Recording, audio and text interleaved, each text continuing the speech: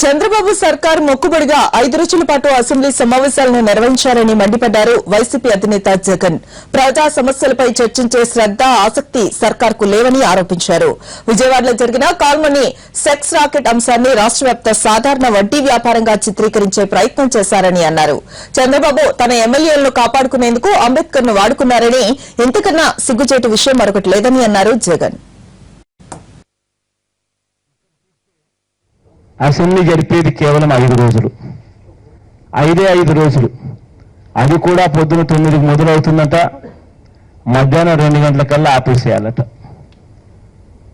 నిజంగా 5 రోజులు జరిపి అది కూడా 9 గంటల నుంచి మధ్యాహ్నం 2 గంటల దాకా అసెంబ్లీ జరిపేసి చేతులు దులుపుకునే కార్యక్రమం ప్రభుత్వం చేస్తూ ఉంటే, గట్టిగా ప్రభుత్వాన్ని ఇది సరైన పద్ధతి కాదు అని చెప్పి గట్టిగా ప్రభుత్వాన్ని, స్పీకర్ గారిని, అందరినీ కూడా ప్రతి సందర్భంలోనూ 5 రోజులు జరపడం ఏంటండి, అసలు మరీ అన్యాయంగా కనీసం 15 రోజులు జరపండి కనీసం అని చెప్పి ఇట్లా బతిమలాడుకోవాల్సిన పరిస్థితి వస్తూ ఉంటే, అయినా కూడా వాళ్ళు జరపని పరిస్థితులే కనిపిస్తూ ఉంటే నిజంగా అసెంబ్లీకి అసలు వాల్యూ ఉందా అని అడుగుతా ఉన్నా. విజయవాడలో జరిగిన ఒక సెక్స్ రాకెట్